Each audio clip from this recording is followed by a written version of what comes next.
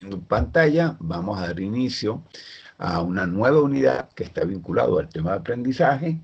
Esta semana vamos a arrancar con la primera parte de aprendizaje, con unas técnicas de base, y la semana que viene continuaremos. Entonces, el aprendizaje lo que apunta es a poder adquirir conocimiento. Fíjense que en las clases anteriores vimos cómo representar y cómo usar ese conocimiento. El uso significa razonar y representar el conocimiento significa usar lenguaje que permiten hacer eso. Pero necesitamos también darle la capacidad de que la gente pueda adquirir el conocimiento. Y adquirir ese conocimiento implica poder apropiarse de experiencias y a partir de ahí ir obteniendo más información. Entonces, adquirir conocimiento va a implicar que él pueda ir ajustando su información, que él pueda en su momento dado, él pueda también ir ajustando su estructura, es decir, que él va a tener que hacer cambios importantes en su estructura de base para que él pueda, a partir de esos cambios en su estructura de base, él pueda de alguna manera también ir usando ese conocimiento que le es de interés en un momento dado. Entonces él va a tener esa doble capacidad, es decir, de aprender el conocimiento, es modificar sus estructuras internas a partir de esa nueva experiencia que él va adquiriendo. Entonces, el aprendizaje se puede manifestar de diferentes maneras.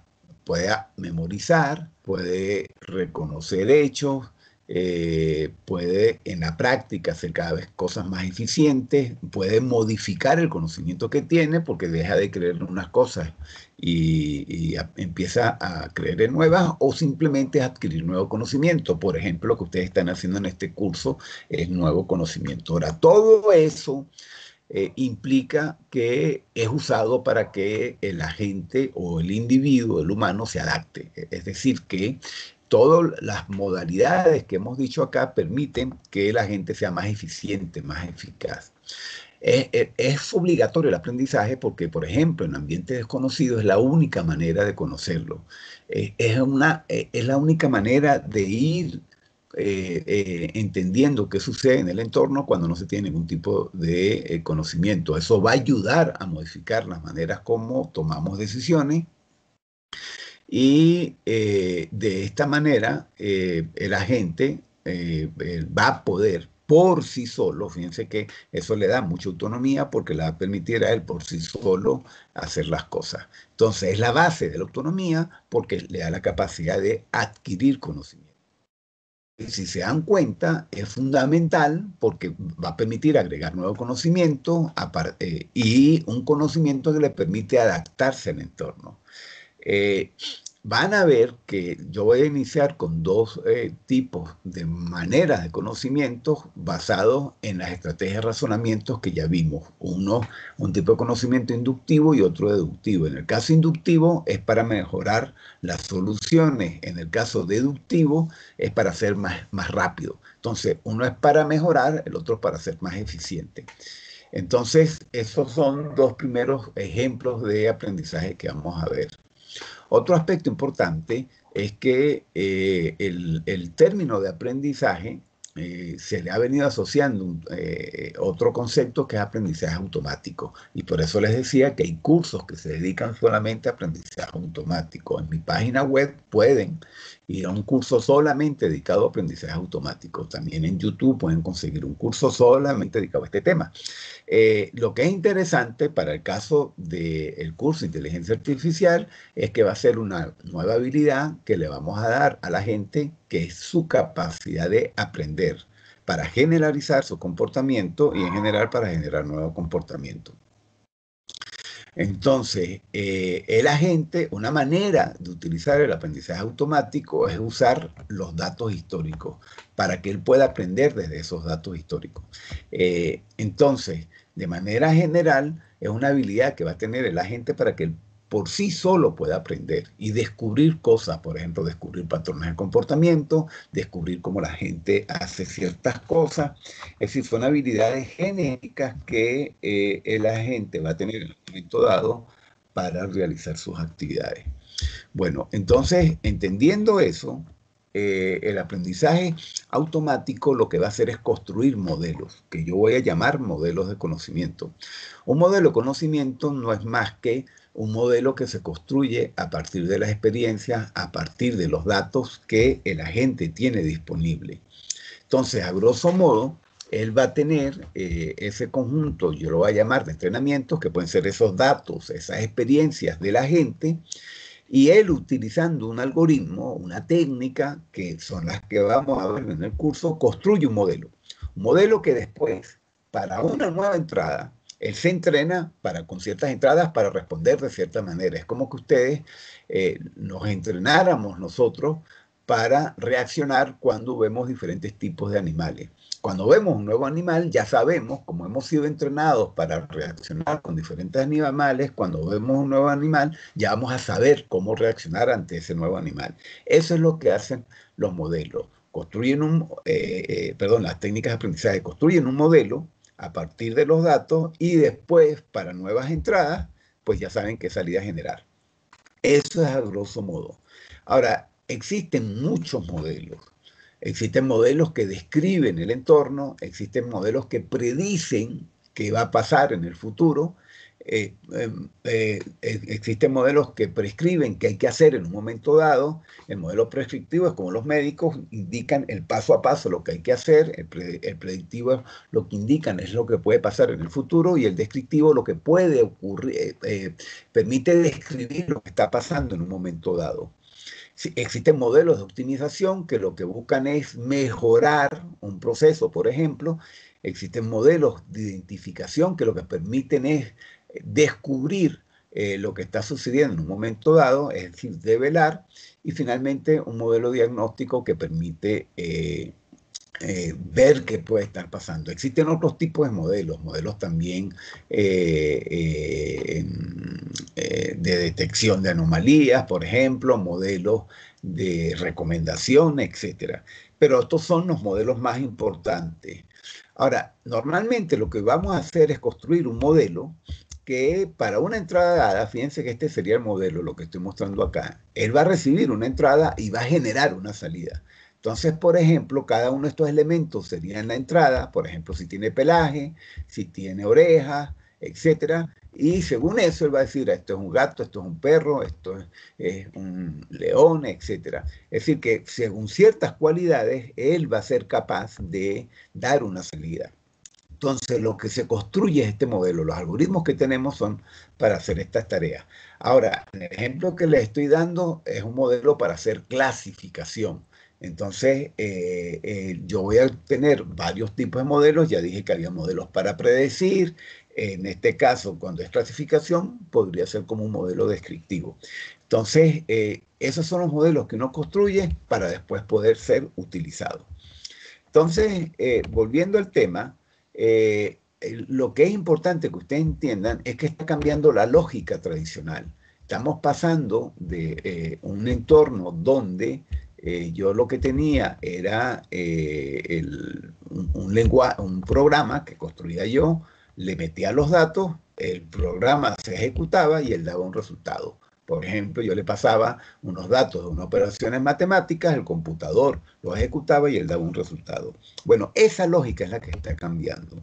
Ahora, pues sencillamente, lo que vamos a hacer es que no le vamos a dar el programa, lo que le vamos a dar es un conjunto de datos o experiencias y además le podemos dar eventualmente el resultado. Van a ver que algunas técnicas requieren resultado, otras no.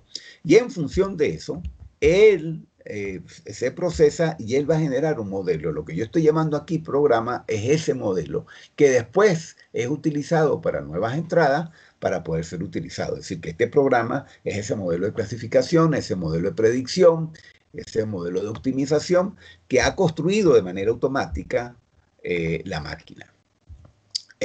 Entonces, fíjense, de manera general, yo voy a construir modelos, como les dije, para hacer algo. Por ejemplo, un modelo de clasificación me podría tomar el correo electrónico y él decidir cuáles son los correos que no son spam y cuáles sí.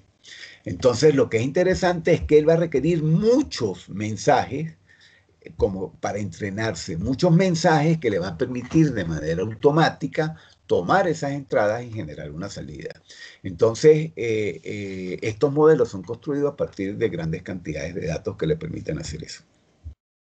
Ahora, ¿qué es lo que él va a generar? Él va a permitir, por ejemplo, las técnicas de aprendizaje automático, personalizar las cosas, le va a permitir optimizar lo almacenado, le va a permitir hacer predicciones, clasificaciones, por ejemplo, de enfermedades, va a poder descubrir patrones.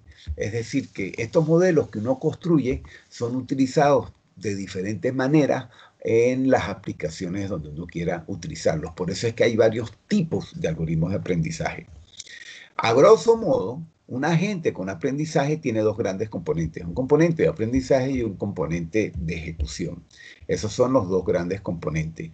Él recibe entradas, esas entradas a través de los sensores las filtra. El componente de aprendizaje es la que hace los ajustes al componente de ejecución, es el que los transforma según el objetivo de aprendizaje a partir de esas entradas. Y el componente de ejecución, que es el que se está modificando y es el que toma decisión, pues después va a poder actuar en el ambiente. Entonces, a grosso modo, el componente de ejecución lo que va a permitir es tomar, es lo que yo voy a ir modificando para irlo adaptando, es el que hace los procesos, por ejemplo, de inferencia, de razonamiento, la idea es que esa información en la que él se basa es la que yo voy a ir modificando para irla adecuando a la adaptación que la gente tiene que hacer a su entorno. El componente de aprendizaje es el que va a hacer las modificaciones. El componente de aprendizaje es el que va a hacer los ajustes requeridos. Entonces, es el que va a ir haciendo las modificaciones. Normalmente, el componente de aprendizaje es el que tiene el algoritmo de aprendizaje. Ese algoritmo de aprendizaje, clásicamente en la literatura, es de tres tipos.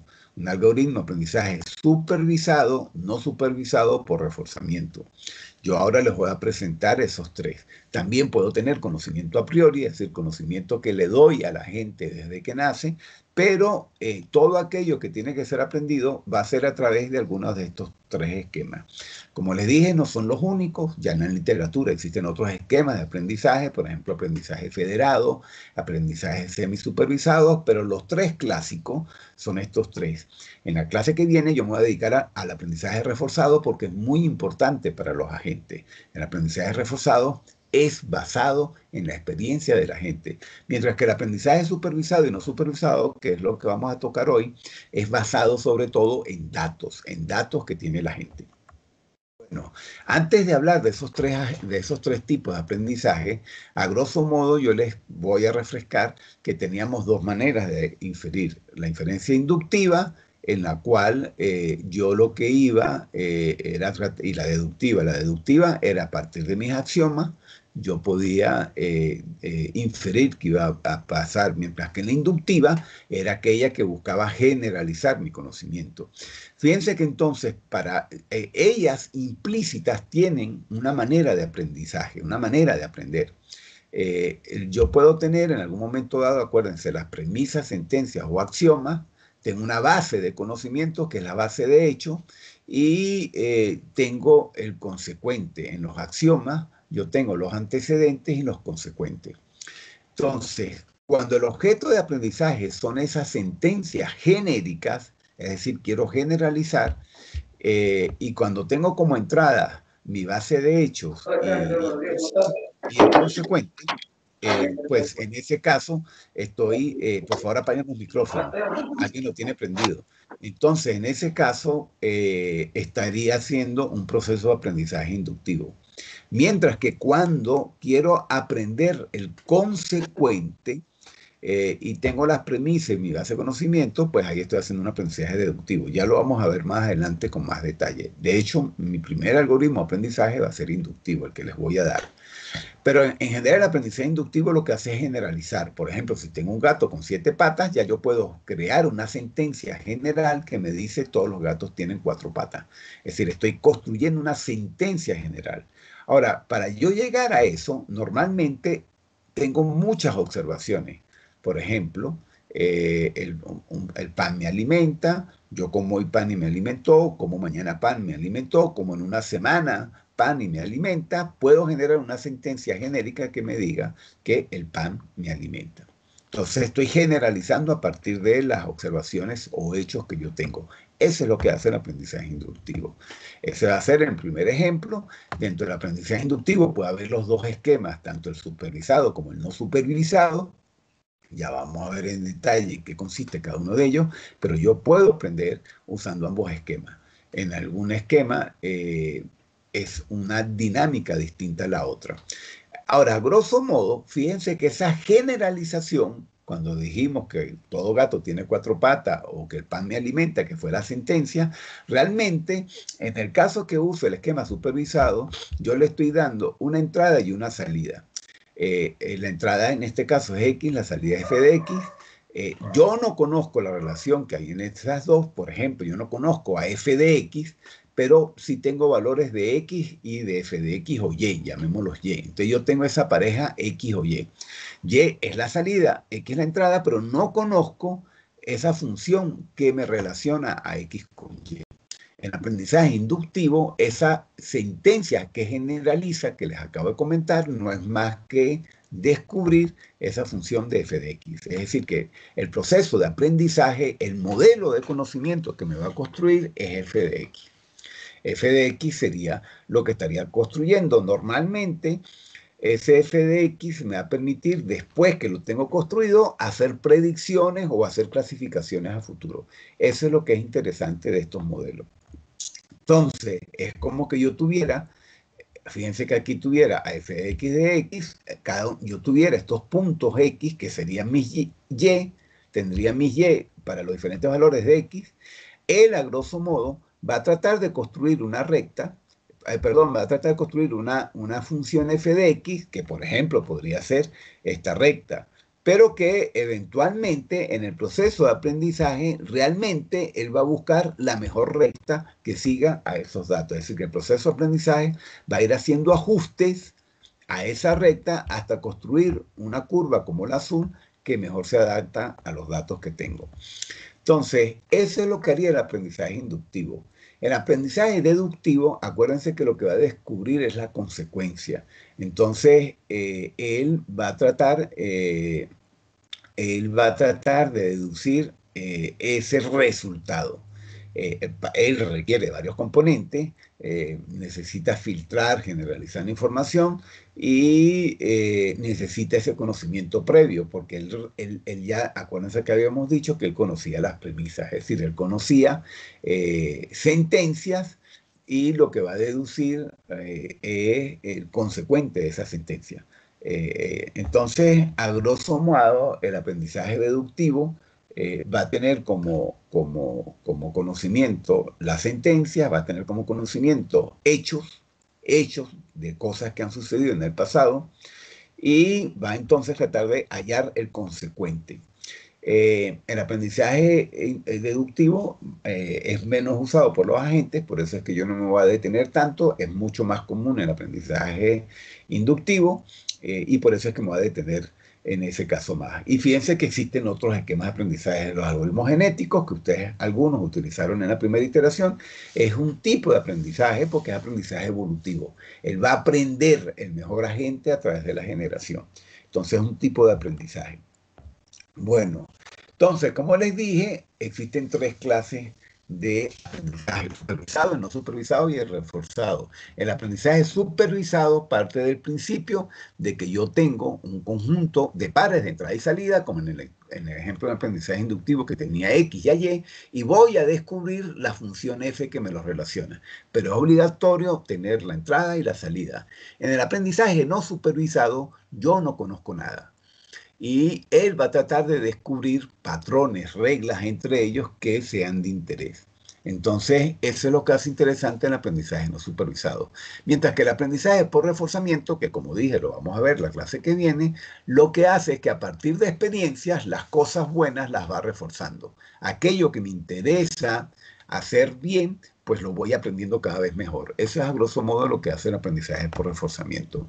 Si lo viéramos acá, fíjense que en el aprendizaje supervisado yo le doy la entrada y la salida. Por ejemplo, yo digo, esta foto representa un carro, esta foto representa un carro, esta foto representa un carro, esta foto representa una moto, esta foto representa una moto. Entonces, fíjense, le estoy dando la entrada, que es la foto, estoy diciendo la salida, si es un carro o una moto, de tal manera que él va a construir un modelo que va a después permitir clasificar cualquier foto que se le presenta. Si yo le doy esta foto, él debería ser capaz de decir, esa nueva foto que estoy dándole aquí abajo representa un carro. El aprendizaje no supervisado, a diferencia de darle la entrada y salida, lo que hace es tratar de agrupar las cosas según cierta semejanza. Por ejemplo, aquí yo podría agrupar a estas personas en función de las edades, o podría agruparlas en función del sexo, o podría agruparlas en función de las actividades que están desarrollando. Entonces, fíjense que es algo subjetivo, porque la agrupación puede cambiar en función de lo que yo quiero hacer. Y lo que va a hacer el algoritmo de aprendizaje es crear esos grupos en función de lo que yo haya definido como criterio de agrupamiento. En este caso, como dije, es el sexo. Finalmente, el aprendizaje por reforzamiento que vamos a ver la semana que viene no es un aprendizaje supervisado, no es un aprendizaje no supervisado, y básicamente él lo que va a hacer es estar premiando, castigando aquellas cosas que me interesan. Aquello que me interesa lo premio, aquello que no me interesa lo castigo. Eso es básicamente lo que hace el aprendizaje por reforzamiento, moverse en ese escenario en un momento dado. Entonces, básicamente, el agente va a estar observando el ambiente, va a estar actuando en el ambiente y va a recibir recompensas positivas o negativas en función de lo que está sucediendo en el ambiente. Esto lo vamos a ver con mucho más detalle la semana que viene. Pero a grosso modo, el reforzamiento me va a permitir al final quedarme con aquello que es bueno y eliminar aquello, porque cuando voy castigando, voy eliminando aquello que no me sirve y cuando voy premiando, me voy quedando con aquello que me sirve. A grosso modo, todas estas técnicas de aprendizaje tienen este modelo de funcionamiento. Es un modelo que, si se dan cuenta, es como un marco metodológico que me permite construir modelos de conocimiento para un entorno dado. A grosso modo, implica que yo tengo que definir cuál es el objetivo del proceso de aprendizaje. A partir del objetivo del proceso de aprendizaje voy a preparar los datos o las experiencias, dependiendo de lo que vaya a utilizar. Voy entonces a construir el modelo de conocimiento. Acuérdense que hemos dicho que puede ser un modelo de optimización, de predicción, de clasificación. Después hay criterios de calidad para los modelos, entonces tengo que evaluar esa calidad del modelo que acabo de construir y ya cuando el modelo está listo, ya por ejemplo la gente podría utilizarlo. Entonces, son muy importantes estas etapas porque en cada una de ellas tengo operaciones importantes que realizar, en cada una de ellas hay tareas específicas, por ejemplo en preparación de los datos, el proceso de ingeniería característica es fundamental, yo no lo voy a dar acá, pero es un proceso que cada día es más importante porque si los datos son malos, el modelo que voy a construir es muy, muy malo. Entonces, por eso es que la preparación de los datos es tan importante. Para construir el modelo existen muchas técnicas que después entonces que construir el modelo, a ese modelo tengo que probar su calidad, tengo que ver si ese modelo es bueno para después desarrollarlo en el entorno. Algo interesante entonces es que dependiendo de lo que yo quiera hacer, voy a tener diferentes técnicas. Por ejemplo, yo puedo tener modelos predictivos y modelos descriptivos, acuérdense que les hablé de ellos, y existen algunas técnicas para ello. Por ejemplo, los modelos de clasificación son tipos de modelos predictivos, pero lo que me van a predecir son clases. También hay técnicas de regresión, que son técnicas estadísticas para construir modelos predictivos. Hay técnicas basadas en análisis de series temporales, y así existen muchas más. Entre los modelos descriptivos están las reglas de asociación, están las técnicas de agrupamiento, y así Con esto lo que les quiero dar a entender es que existen para los diferentes modelos que hemos hablado, muchas técnicas se han desarrollado. Nosotros aquí en el curso no vamos a ver todas esas técnicas. Existen muchísimas. Yo a grosso modo les voy a hablar de los árboles de decisión, les voy a hablar de las reglas de asociación y las redes neuronales. Esas tres las vamos a ver hoy acá.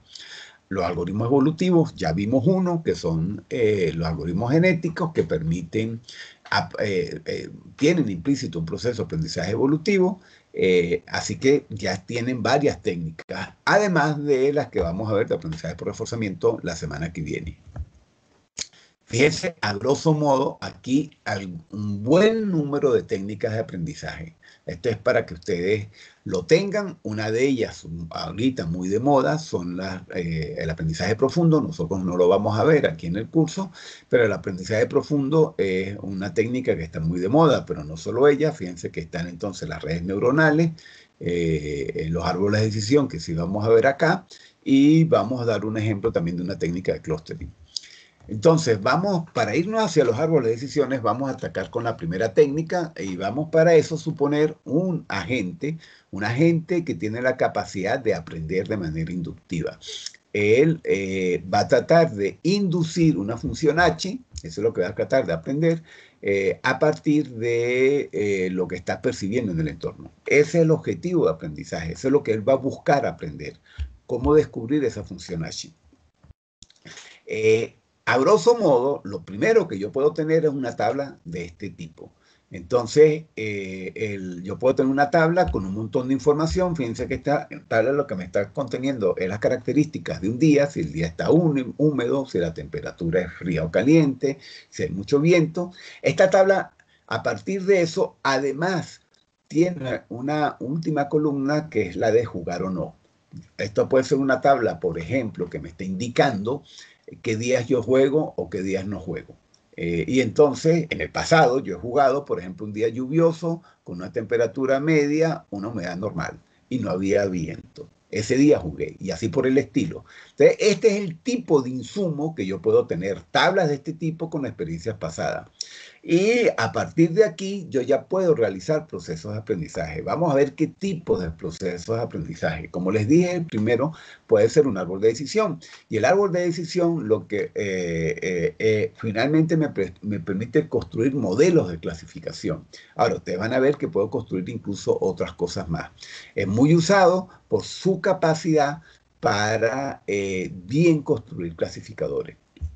Entonces, a grosso modo, él va a tratar de descubrir las clases a partir de la información de entrada. Pero fíjense que en este caso, yo no sé si ustedes se están percatando, pero en este caso yo le estoy dando la entrada, que serían las 4 primeras columnas, y la salida, que es jugar. Es decir, que yo aquí puedo realizar un proceso de aprendizaje supervisado, porque tengo las condiciones ambientales como entrada y si jugué tenis o no como salida.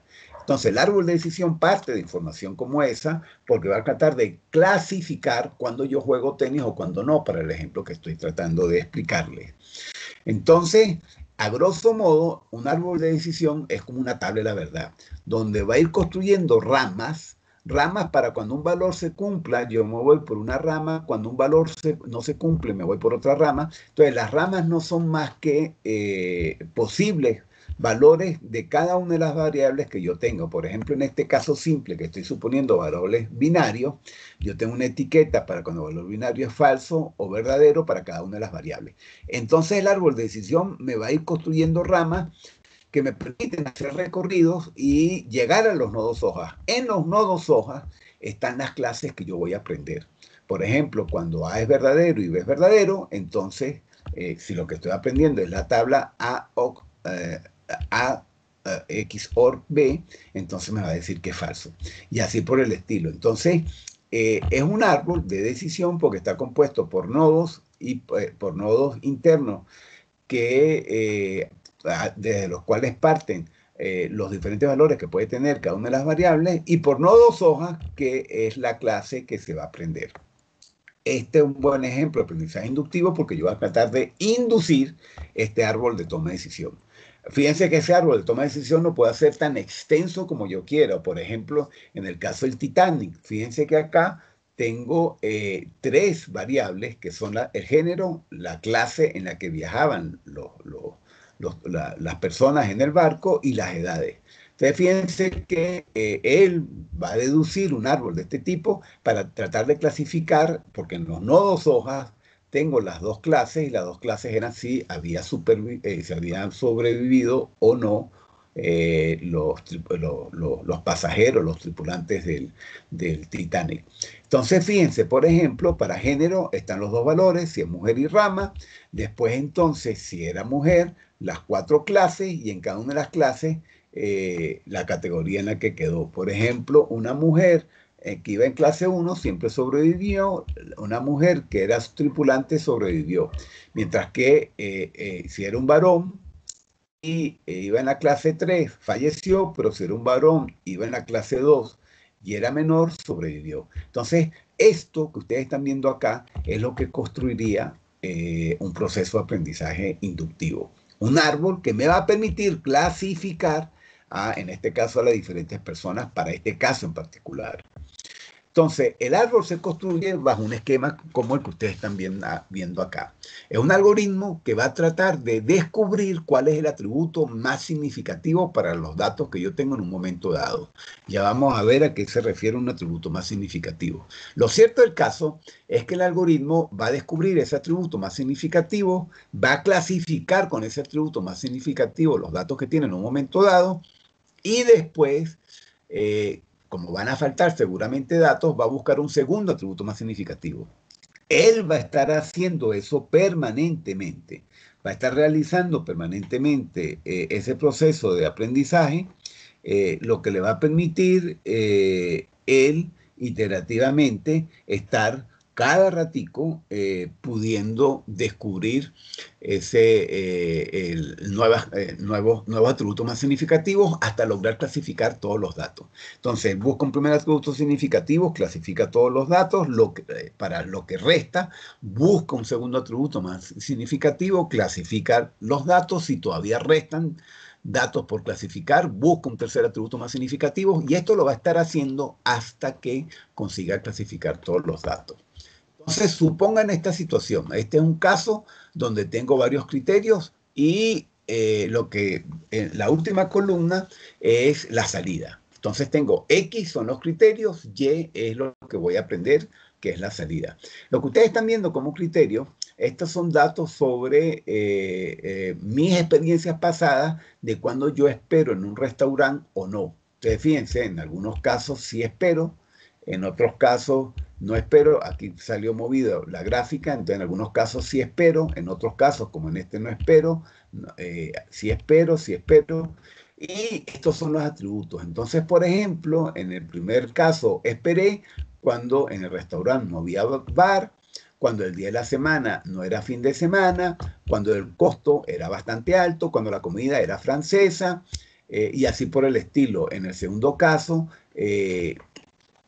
esperé sin que hubiera bar, sin que fuera un día de la semana, cuando había mucha gente, no era tan costoso, el restaurante era japonés y el tiempo de espera era de 10 a 5. Ustedes, si se dan cuenta, las condiciones en las que esperé cada vez fueron distintas. Ahora, él va a usar este dato para tratar de descubrir en qué condiciones yo espero y en qué condiciones no. Eso es lo que el aprendizaje inductivo va a tratar de descubrir. Y fíjense que estos son mis atributos y son esos atributos o criterios los que yo voy a analizar para buscar cuál es el atributo más significativo. Acuérdense del algoritmo que acabo de decirles. Ahora, ¿cómo él escoge el atributo más significativo?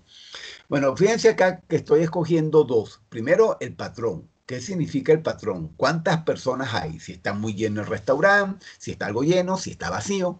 Y en el otro lado tengo el tipo de restaurante, si es un restaurante francés, chino, italiano, etc. Entonces, él va a buscar el atributo más significativo como aquel atributo que me logra clasificar bien a la mayor cantidad de mis ejemplos. Acuérdense que en el ejemplo yo había dicho si era esperar o no esperar. Eso eran las dos cosas. Entonces, si yo comparo a patrón y a tipo, a esos dos atributos, fíjense que en el caso de tipo, él no me logra clasificar bien a mi conjunto, porque en todos los casos, a veces esperé y a veces no, cuando había comida italiana, francesa, etcétera. Cambio patrón, si ustedes se dan cuenta aquí, patrón es mucho mejor, porque patrón logra bien aprender, clasificar algunos ejemplos. Por ejemplo, hay algunos ejemplos con el que él está seguro que cuando no hay nada, no esperé, mientras que cuando hay algo, pues normalmente esperaba. Todavía me queda este segundo grupo de ejemplos cuando es lleno que no logro bien clasificar. Para este segundo grupo, acuérdense que yo les había dicho que entonces yo buscaba un segundo atributo más significativo que es para este grupo de ejemplos que no logro bien clasificar.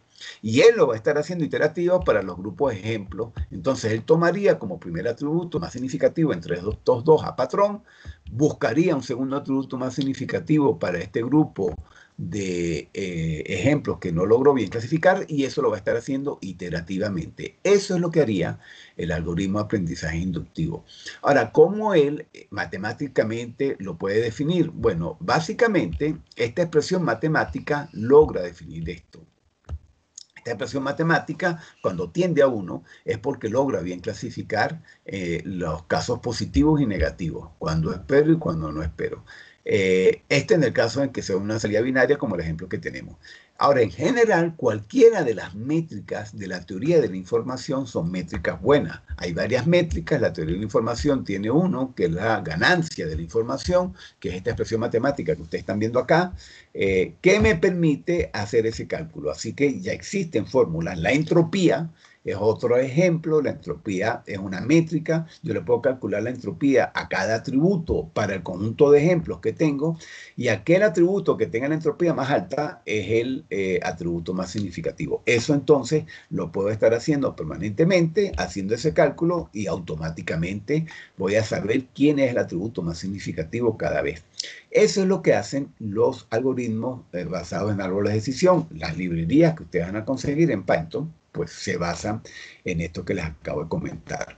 Es decir, en la escogencia del atributo más significativo, lo que tendrían que ver en la implementación que vayan a usar es si están usando la entropía, si están utilizando la ganancia de la información, que son ejemplos de métricas que me permiten hacer este cálculo.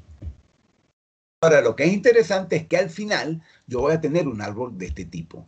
Un árbol donde en los nodos hojas va a estar si espero o no espero, acuérdense que habíamos dicho eso, y en los nodos intermedios los diferentes atributos más significativos que he venido usando para hacer esa clasificación. Fíjense que utilicé primero a patrón, pude bien agrupar en algunos casos algunos datos, me quedaron unos sobrantes, busqué un segundo atributo más significativo para este segundo grupo y así sucesivamente hasta lograr clasificar a todos los atributos.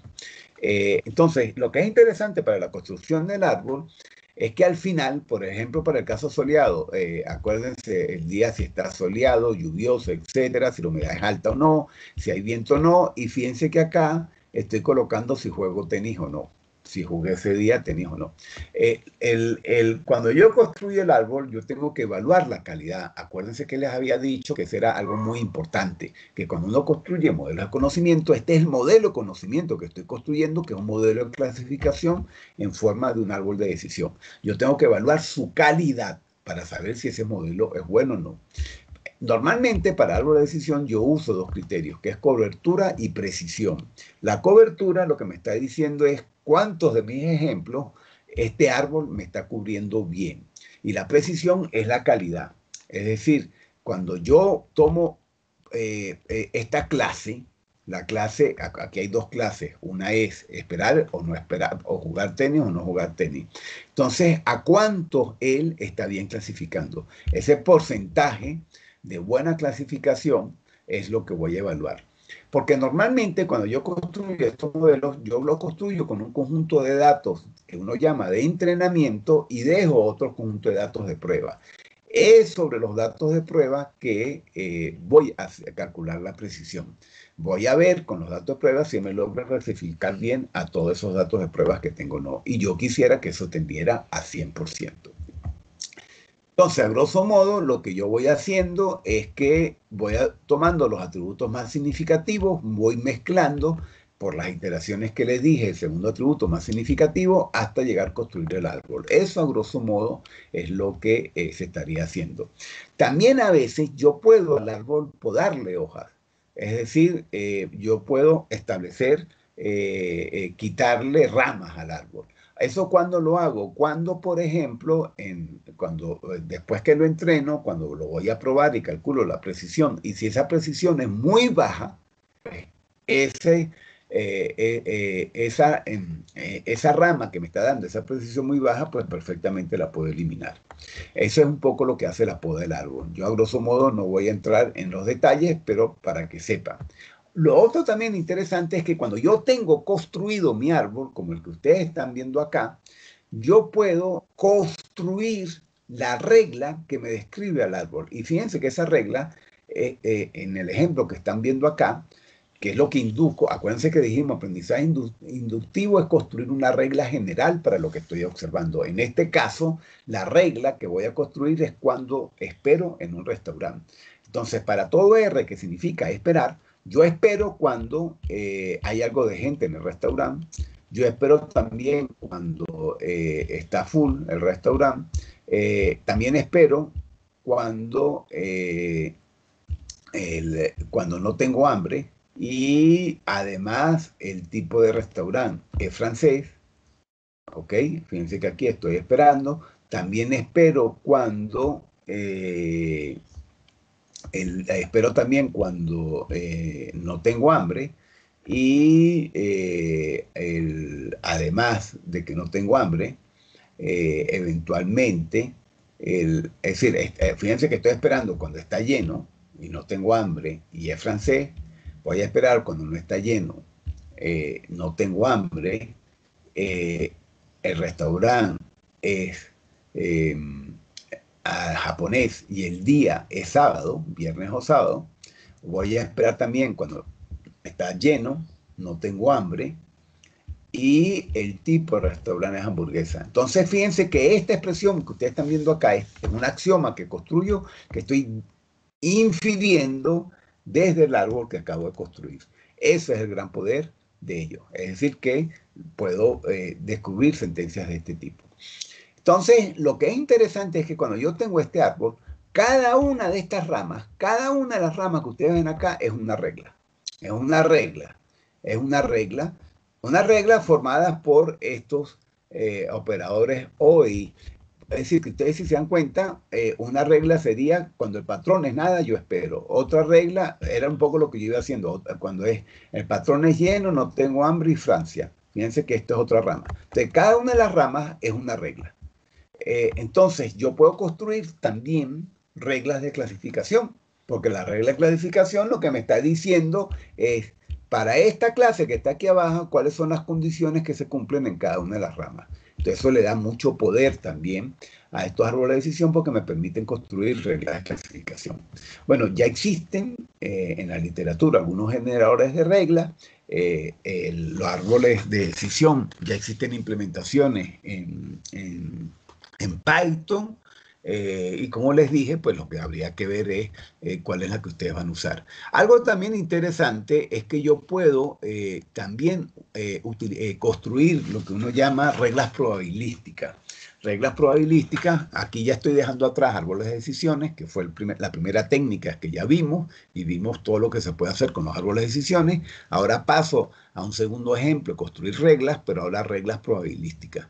Y las puedo construir porque yo puedo, fíjense que este es mi dataset. Entonces yo en el dataset, aquí tengo mucha información que lo puedo convertir en probabilidades. Por ejemplo, dependiendo de las características del día, cuando es asoleado, 2 de 5 veces yo no jugué. Cuando era borrascoso, 0 de 4 veces no jugué. Fíjense, entonces la probabilidad aquí de no jugar para este caso es 0, lo que es interesante. Entonces, cuando es borrascoso el día, ya yo puedo decir que la probabilidad de jugar es 0.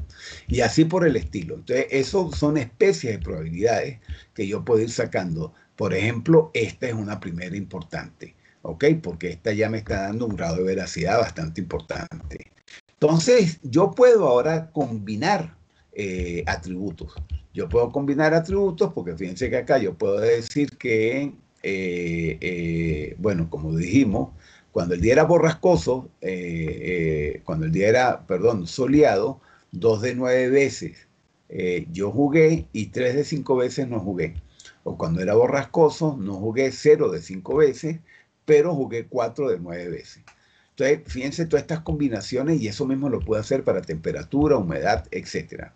Entonces, yo puedo combinarlas, ahora puedo combinarlas, puedo decir, bueno, ¿qué pasa si el día está soleado, la temperatura es fría, alto y verdad? ¿Jugaré o no? Entonces yo puedo tomar lo que yo he hecho en el pasado, por ejemplo, cuando el día era soleado, fíjense, yo cuando el día era soleado, cuando el día era soleado, fíjense que cuando el día era soleado, 2 de 9 veces jugué y 3 de 5 veces no jugué. Entonces la probabilidad de que si jugar era 2 de 9 veces y de no jugar 3 de 5. La temperatura cuando era fría la temperatura, eh, 3 de 9 veces jugué y 1 de 5 veces no jugué. 3 de 9 veces y 1 de 5 veces. Y eso lo voy a ir haciendo para cada uno de los atributos. Entonces fíjense que acá estoy teniendo la probabilidad de jugar o de no jugar según el valor de cada uno de los atributos que tengo acá. Y esto me va a dar dos valores. Eso yo lo normalizo y al normalizarlo puedo entonces decir que cuando estas condiciones se cumplieron, que es un poco lo que ustedes están viendo acá, cuando jugué y no jugué, entonces el 20% de las veces jugué y el 80% de las veces, cuando eran estas las condiciones, no jugué. Entonces fíjense que usando, manejando estadísticamente los datos, también puedo llegar a hacer procesos de inferencia que me permitan tomar decisiones. Otro esquema que yo puedo aprender son reglas de asociación. Las reglas de asociación, que es la segunda que vamos a ver, yo les dije que vamos a ver tres: árboles de decisión, reglas de asociación, y la tercera que me interesa que veamos son las redes neuronales. En el caso de las reglas de asociación, lo que yo voy a tratar es asociar cosas que ocurren en común. Por ejemplo, si la temperatura es fría, normalmente la humedad es normal. Si esto ocurre siempre, entonces yo voy a construir una regla que me represente eso. Eso es muy común en los supermercados. En los supermercados, cuando yo arreglo los estantes, yo estoy haciendo reglas de asociación. ¿Qué, qué, qué hago yo? Voy a colocar cosas cercanas que normalmente yo compro juntos. Por ejemplo, los alimentos normalmente están en una misma cita, en un mismo sitio. Cuando la gente va, pues compra, no se tiene que mover mucho. O todo lo que tiene que ver con los productos bebé están en los mismos estantes, de tal manera que la gente vaya a esos mismos estantes. Y así por el estilo. Es decir, que lo que sea en los grandes supermercados de ropa, yo tengo incluso pisos para niños, pisos para mujeres y así por el estilo. Entonces, él lo que hace es buscar eventos que ocurren de manera frecuente. Entonces, fíjense que, bueno, esto ya habíamos hablado un poquito de las reglas de clasificación, lo de la cobertura y precisión. Ahora, en las reglas de asociación, yo ahora lo que estoy es buscando, ya no me interesa la salida, si juego o no, esa es la gran diferencia, no me interesa la salida. Ahora lo que me interesa en las reglas de asociación es ver qué cosas ocurren en común. ¿Qué hago yo? Por ejemplo, soleado si es un día soleado y una alta humedad, si esos dos ocurren en común, entonces yo tendría que asociar a ellos dos. O si yo juego tenis cada vez que hay sol, etcétera. Eso es lo que yo voy a tratar de descubrir. Entonces, por ejemplo, si fuera basado en el caso de jugar, yo puedo decir que cada vez que la humedad es normal y el viento, no hay viento, jugaba tenis. Pero también puedo decir que cuando la humedad era normal y yo jugaba tenis, era porque el viento era falso. Entonces, fíjense que aquí están cambiando las reglas, no son reglas de clasificación, son reglas de asociación, porque estoy asociando atributos que ocurren con mucha frecuencia y esa ocurrencia que tanto da. Para eso yo voy a utilizar una métrica de confianza, que es la que ustedes ven acá. La confianza lo que me está diciendo es qué tanto esa regla ocurre en mi base de datos. Entonces yo lo que estoy diciendo es que aquí, para la primera, las 4 veces que ocurrió esto, se cumplió esta regla, mientras que acá, de las 6 veces que ocurrió, 4 veces el viento era falso. En otras ocasiones el viento no fue falso. Y así por el estilo. Por ejemplo, humedad normal y el viento falso. Y yo jugué de las 6 veces, 4 veces ocurrió. Y así por el estilo. Entonces la confianza lo que me está diciendo es que tanto esa regla ocurre en mi base de datos. Veamos otro ejemplo. En este caso yo tengo esta base de datos con pan, leche, huevos, y estos fueron compras que yo hice, compras que hice en el pasado. Entonces, una vez compré pan, leche y huevos, otro leche, pañales y cerveza, y así por el estilo. Entonces, yo voy a tratar de construir las reglas de asociación. Por ejemplo, puedo decir que cada vez que compré cerveza, compré pañales. O cada vez que compré leche y pan, compré huevos. O cada vez que compré cerveza y pan, compré leche y huevos. Y fíjense que aquí estoy usando las dos métricas, la cobertura y la precisión. La cobertura lo que me está indicando es de cuántas veces ocurrió cerveza y pañales. Entonces, cerveza y pañales, fíjense que aquí ocurrió una vez, dos veces y tres veces. Tres veces, acuérdense que estas son las métricas. Eh, entonces, aquí estamos viendo que esta regla de cerveza y pañales, cuántas veces ocurre correctamente, es lo que me está indicando la cobertura y la precisión, es el número de las distancias en las cuales se está dando. Ok, entonces la confianza y la cobertura o el soporte es lo que vamos a estar usando. Entonces, fíjense, en el primer valor estoy diciendo que pañales cerveza está ocurriendo. Cada vez que compro cerveza, compro pañales. No está, fíjense que acá compré cerveza y pañales, pero en este caso no. Entonces, en este caso que compré cerveza, no compré pañales. Entonces, en un caso no lo compré. Por eso es que es el 75%. De las cuatro veces, tres compré y uno no. Y lo otro es que del total de veces en las cuales tengo 5 casos, de esos 5 casos, en 3 casos compré pañal leche. Eso me da esa frecuencia 60%. La segunda regla, leche, pan, huevos. Fíjense que en este caso estoy diciendo, cada vez que compré leche y pan, ¿cuántas veces compré huevo?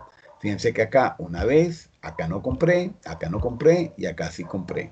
Entonces, de las 4 veces, 2 veces compré. De las 4 veces, pan, leche, huevo, eh, eh, pan, leche, perdón, aquí de nuevo, no, mentira, pan, leche, huevo, perdón, de 3 veces que compré pan, leche, solo en una compré huevo.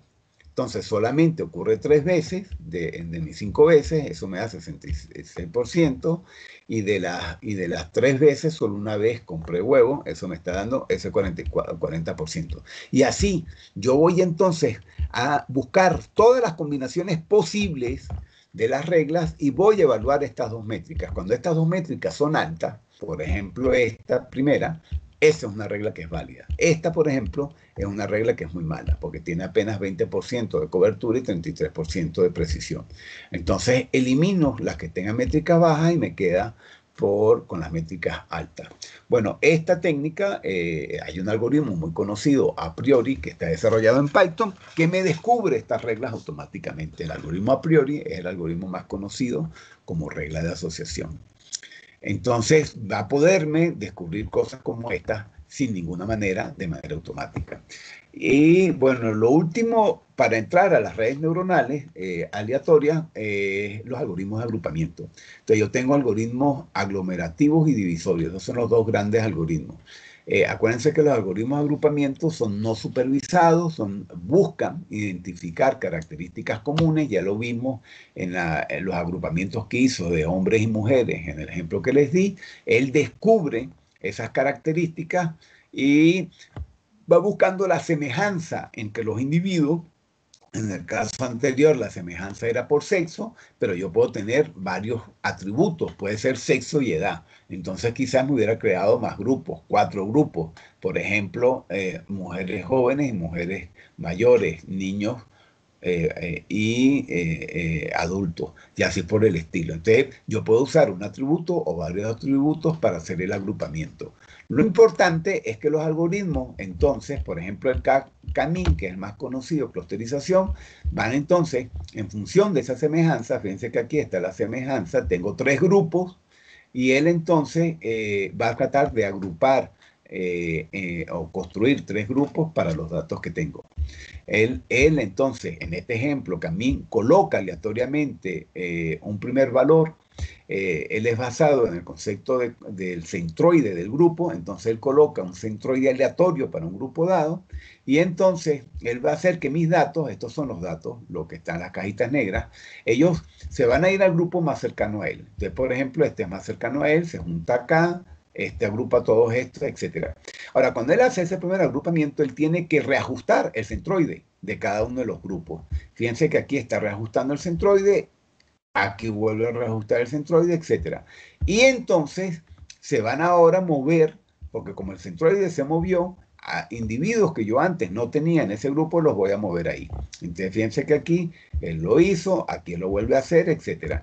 Él lo va a hacer de manera iterativa. Él volvió ahora migró algunos individuos para un nuevo grupo, vuelve a recalcular el centroide y vuelve a reajustar a ver si hay algún individuo que se tiene que mover a un nuevo grupo. Él lo va a hacer de manera iterativa y cuando ya no migren más los individuos, ese es el agrupamiento final que dará el algoritmo. Es un algoritmo muy poderoso por esto que les acabo de combinar. Bueno, aquí hay unos ejemplos de regla de asociación. En este link van a conseguir algunos algoritmos de regla de asociación, de clustering, de árboles de decisión, que son importantes que ustedes conozcan. Bueno, y vamos a entrar al último tema que vamos a ver hoy, que son las redes neuronales. Las redes neuronales son técnicas que tienen mucho poder. Las redes neuronales son técnicas que modelan el cerebro. Ahora, del cerebro conocemos muy poco, entonces las redes neuronales, apenas lo poco que conocemos del cerebro es lo que se va a tratar de modelar. Muy, muy poco conocemos. Y es tanto que el cerebro se está modificando actualmente, los nativos digitales están transformando zonas del cerebro, nada de eso estamos modelando. Todas estas transformaciones cerebrales que están sucediendo por las tecnologías de información en los individuos nativos digitales, no la estamos modelando. Ahora, a grosso modo, ¿qué tratamos de identificar de las redes neuronales? Bueno, sus capacidades. Su capacidad es una gran máquina, nosotros tenemos una máquina poderosa para tomar decisiones que procesa mucha información y eso es lo que tratamos de modelar. La red neuronal toma entradas y genera salidas. Eso, el cerebro no es más que un conjunto de neuronas, un montón de maquinitas que están interconectadas y que están procesando permanentemente mucha información para generar pensamiento, razonamiento, deseos, etcétera, y nos permiten tomar decisiones. Entonces vean lo poderoso del el cerebro compuesto por la neurona como elemento de base y las interconexiones entre ellas. Ahora, entonces la unidad fundamental es la neurona, ella recibe señales eléctricas bioquímicas y genera señales hacia las neuronas que están conectadas a ella. A grosso modo, una neurona es esto, realmente esto es más, se los doy por cultura general, pero realmente no nos interesan, pero fíjense que a grosso modo es esto, y lo que es relevante es que las neuronas entre ellas se interconectan. Aquí están interconectándose a través de un proceso sináptico, es que se mandan información. Eso permite de que las neuronas entre ellas se interconecten en un momento dado. Entonces, las redes neuronales son muchas conexiones de neuronas, se están retroalimentando entre ellas y esa retroalimentación permite que se excitan y se inhiban entre ellas en un momento dado. Eso permite construir grupos de neuronas especializadas en tareas. Por ejemplo, toda la parte, todo el razonamiento que realizamos nosotros los humanos está en una zona cerebral, toda la parte que maneja las emociones está en otra zona cerebral, etc. Eso le permite un funcionamiento bastante grande. Y esto le permite, estas son habilidades que tienen las neuronas, capacidad de autoorganizarse, de autoajustarse, asociarse. Esto es un poco lo que se estaría tratando de explotar. A grosso modo, entonces, lo que se ha hecho es que artificialmente, matemáticamente, se ha tratado de emular el comportamiento de las neuronas. Entonces, vamos a suponer también neuronas, vamos a suponer pesos de entrada de las neuronas que vienen de otras neuronas, y la neurona lo que va a hacer es sumar esas entradas. En función de esa suma, ella se va a activar y va a generar una salida. Si pasa un umbral se activa, si no, no. Entonces, a grosso modo, vamos a tratar de emular el comportamiento del cerebro de esa manera. Entonces, el elemento fundamental a emular es la neurona y las conexiones entre ellas. Vamos a ver cómo se hace. Aquí ya estoy yo emulando una neurona. Como les dije, tengo la neurona, va a sumar las entradas que vienen de otras neuronas, va a ver si la suma pasa un umbral y si es así, va a poder generar una salida. Entonces, a grosso modo, voy a tener un montón de señales de entrada a una neurona dada, voy a sumar esas entradas y en función de la suma veo si se activa o no. Eso es a grosso modo lo que estoy haciendo ahí. Este es el modelo de base de una neurona, como lo estamos modelando matemáticamente. Entonces, esa neurona va a tener entradas, va a generar una salida, los pesos sinápticos es porque se suma de manera ponderada las entradas, voy a sumar esas entradas y en función de eso voy a ver si se activa o no. Eso es a grosso modo lo que hemos dicho. Entonces, estos son algunos ejemplos de lo que estoy comentando acá. Son ejemplos de neuronas. Ahora, entonces, la neurona va a tener un estado interno y se va a conectar con otras neuronas. Los pesos sinápticos me están diciendo el peso que hay entre una neurona y otra neurona, y así por el estilo. Entonces, lo que es interesante es que cuando yo me conecto, yo como neurona me conecto con otra neurona, estoy estableciendo un esquema de propagación, porque esas conexiones me van a permitir moverme de un lado a otro. Y en función de si me activo o no, defino cuál es la salida. Normalmente la función de activación y la función de salida es la misma, normalmente. ¿Ok? Ya aquí las tengo separadas, pero normalmente es la misma. Ahora, la regla de propagación me va a indicar cómo se va a propagar la información en un modelo neuronal. Estos son ejemplos de funciones de activaciones de una neurona, es decir, que me permiten definir cuándo está activo o no. Son ejemplos. Y la topología que me establece la regla de propagación, fíjense que aquí estoy diciendo, estas son las entradas, me pasan por estas neuronas y esta es mi salida. O estas son las entradas, me pasa por estas neuronas, después por este grupo de neuronas, estoy estableciendo la regla de propagación. Yo puedo tener arquitecturas de redes neuronales donde todas se conectan o algunas se conectan. Entonces, puedo tener redes monocapas o redes multicapas. Redes monocapas donde todas se conectan entre todas o multicapas donde tengo una capa de entrada, una capa intermedia y después capas de salida. Según esas multicapas puedo hacer una propagación hacia adelante o una propagación hacia atrás porque la de salida puede regresar a la entrada y así por el estilo. Vamos a ver algunos dibujos. Fíjense que esta es una red, entonces tengo la capa de entrada, la capa de salida y las capas ocultas. Esta es una red de propagación hacia adelante. ¿Ok? Hacia adelante. Pero como les dije, puedo tener redes recurrentes, es decir, que se regresan a ellas mismas, redes de alimentación lateral, la de propagación hacia atrás, entonces esta viene a esa de retroalimentación vamos a ver más adelante. Ahora, eso hace de que existan muchos modelos neuronales. En la literatura hay más de 100 modelos neuronales que se han desarrollado. Estos son ejemplos. De hecho, Deep Learning, para algunos autores, es un modelo neuronal. Entonces, existen muchísimos modelos neuronales en la literatura. Nosotros vamos a hablar acá del perceptron y de backpropagation. De esos dos vamos a tocar acá. Pero existen muchísimos, como les dije, en la literatura. Ahora, lo que es interesante de las redes neuronales es que se pueden entrenar, es decir, que pueden aprender. Ahora, la pregunta es, ¿qué es lo que aprende una red neuronal? Una red neuronal lo que va a aprender son los pesos entre las neuronas. Entonces, el algoritmo de aprendizaje va a aprender el peso entre las neuronas. Eso es lo que lo hace interesante. Y la red neuronal va a aprender los pesos de las neuronas para hacer algo, por ejemplo, para clasificar. Ya vamos a ver un ejemplo. Es decir, esos ajustes que se hacen en los pesos es para hacer algo. Entonces, él después va a guardar esa información, el modelo ese que yo acabo de construir, neuronal, va a ser ese modelo de predicción, de clasificación, etcétera, que después voy a utilizar para la tarea que yo quiera realizar. Eso es lo que lo hace poderoso a los modelos neuronales. Entonces, como es el peso, es esta la fórmula matemática de base. El peso entre la neurona I y J va a ser modificada por un delta W. ¿Ok? Un delta W. Vamos a ver qué es ese delta W.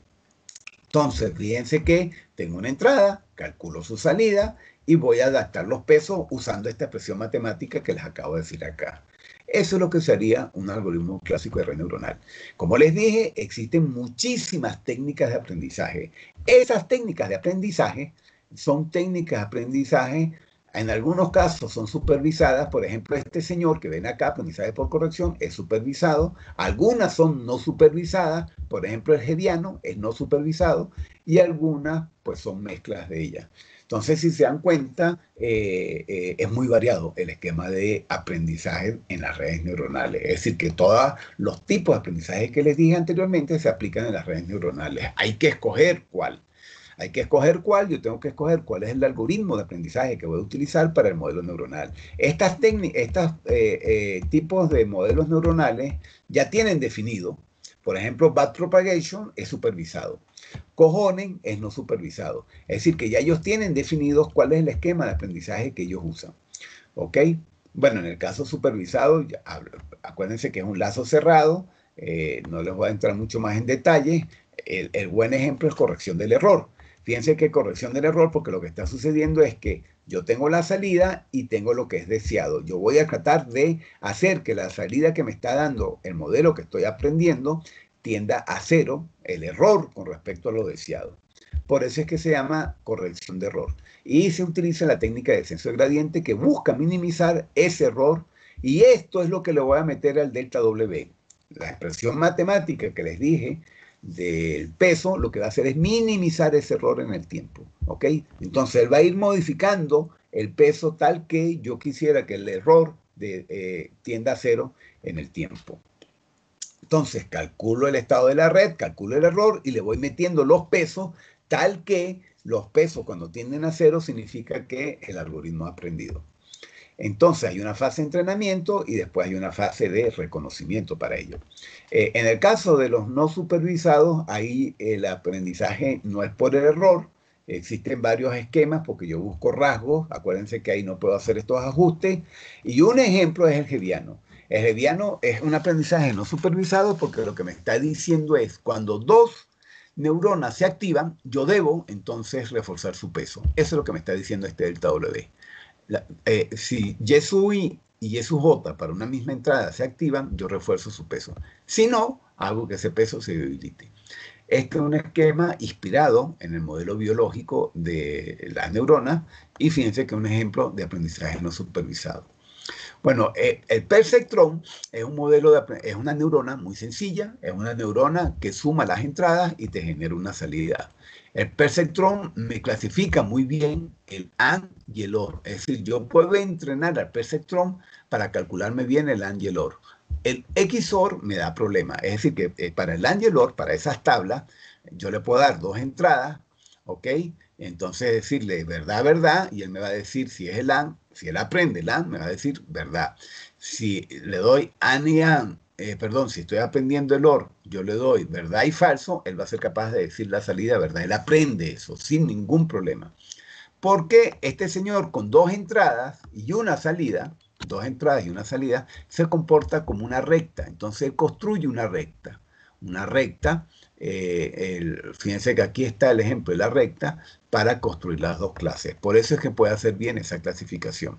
Entonces él va a estar, si yo lo entrenara para el AND y el OR, él hace la minimización del error de la salida, él va a ir modificando los pesos. ¿Cuál es peso? Estos pesos W sub 1 y W sub 2, porque serían dos entradas, el W sub 1 y el W sub 2 que ustedes ven acá, él los va a ir actualizando de tal manera a garantizar a que construir la recta que me emule el AND o el OR del algoritmo que estoy trabajando. Eso es lo que hace el perceptrón. Ahora yo tengo el perceptrón multicapa o backpropagation, que ahora me va a tener una entrada, capas ocultas y capas de salida. En este caso, ellos funcionan como el perceptrón común, es decir, recibo todas las entradas y genero una salida. Ahora, ¿en qué está cambiando? Hay múltiples capas, esto no ha cambiado para nada. Lo que está cambiando es cómo se genera el error. Fíjense que antes era el error de la salida deseada versus la salida que me está dando el perceptrón. En este caso la salida está en la última capa, en la capa de salida. Y es aquí donde yo calculo el error entre lo deseado y la salida que me está dando el modelo neuronal. Ahora, lo que está sucediendo es que ahora yo voy a retropropagar esta salida, yo lo uso para actualizar estos pesos de esta capa entre la capa oculta y la capa de salida. ahí no tengo problema, es lo que estoy haciendo acá. Pero después voy a seguir propagando hacia atrás ese error. Entonces, para estos pesos voy a utilizar lo mismo, pero ahora pesado o retropropagado por el error que calculé acá, pero ahora minimizado por ya los cálculos que hice acá. Entonces voy retropropagando hacia atrás el error. Entonces sigo utilizando la capa de salida para calcular el error, pero ahora voy propagando hacia atrás ese error que me consigue en la capa de salida. Bueno, ese modelo es muy poderoso porque me permite hacer este tipo de tareas. Yo puedo tener aquí en la capa de salida las clases, aquí voy a aprender, tengo aquí entradas que me describen imágenes, ¿ok? Y a partir de esas entradas me va a clasificar el tipo de imagen, si es un camión, una motocicleta, etc. Entonces, por ejemplo, este sería una salida para peatón, que está activo solo esta es una salida para carro y esta para motocicleta. Entonces, él va a entrenar estas imágenes modificando estos pesos tal que para un grupo de atributos de entradas, por ejemplo, puede ser los colores que hay en las imágenes, pueden ser figuras que aparecen en las imágenes, habrá que ver los atributos que yo quiera. Él va a hacer ajustes en los pesos y en la salida me va a permitir decir cuándo es una clase o el otro. Entonces, él va a empezar a hacer ajustes.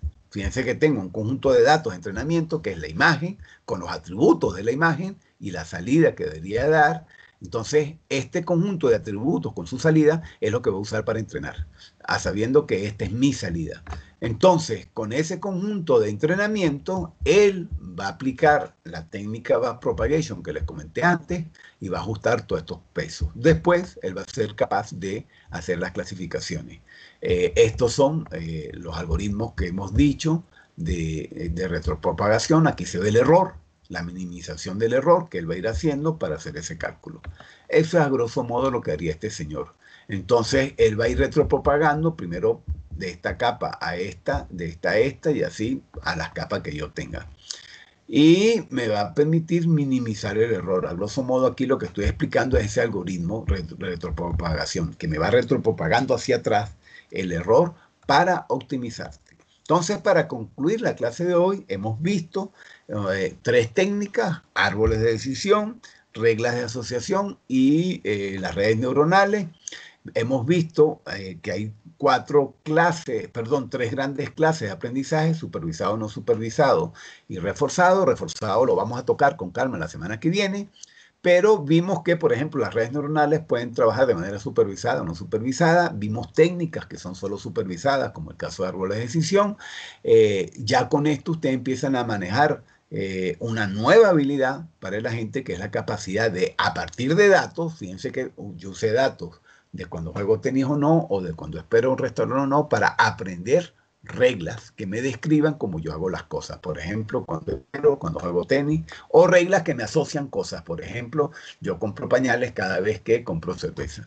Entonces, eso es nuevo conocimiento que estoy incorporándole a la gente. Bueno, hemos terminado la sesión de hoy. Les agradezco por su tiempo y ahora paso primero que nada a saber si tienen preguntas o dudas de